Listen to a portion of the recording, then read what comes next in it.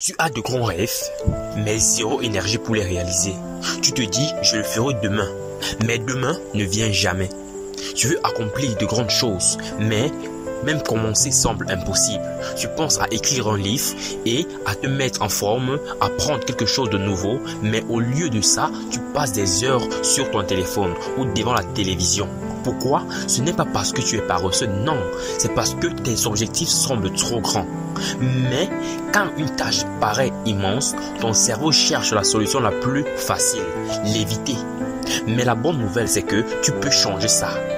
Une identité, c'est juste une habitude. Et les habitudes se changent.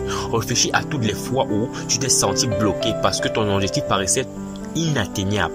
Tu veux épargner de l'argent, mais l'idée de couper tes dépenses chaque mois te paraît insurmontable. Tu veux être en meilleure forme, mais l'idée de courir tous les jours te fatigue déjà. Ne te dérange pas, j'ai cité dans la même situation. Ce n'est pas parce que tu veux pas réussir, c'est juste que ton cerveau évite la douleur et recherche le confort. Mais tu peux déjouer ce mécanisme. Voici trois étapes principaux qui vont t'aider à éliminer la paresse et commencer à agir. Étape numéro 1, rendre les tâches minuscules. Les grandes tâches font peur, alors rends-les plus petites. Par exemple, si tu veux écrire un livre, ne pense pas à 200 pages, non. Commence par une seule phrase aujourd'hui.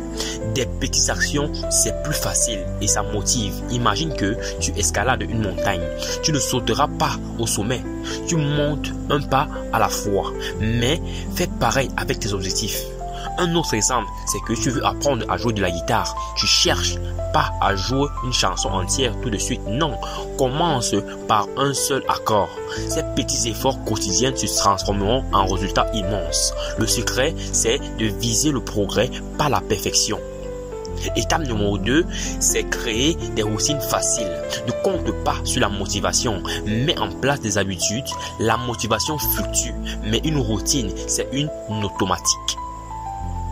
Par exemple, si tu veux faire du sport, pose tes baskets juste à côté de ton lit. Comme ça, au réveil, tu n'as plus d'excuses.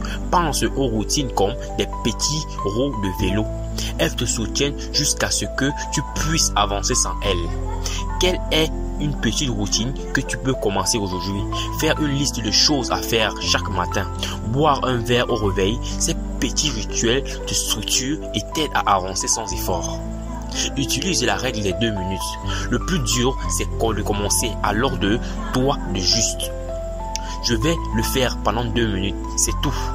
Tu veux lire un livre, lis une seule page. Tu veux ranger ta chambre, commence par un coin. Une fois lancé, c'est plus facile de continuer. C'est comme pousser une boule en haut d'une colline. Au début, c'est dur, mais une fois en mouvement, elle roule toute seule. Petit bonus, récompense-toi.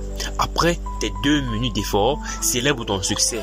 Écoute ta chanson préférée, prends une pause, récompense ton action, te motiver à recommencer.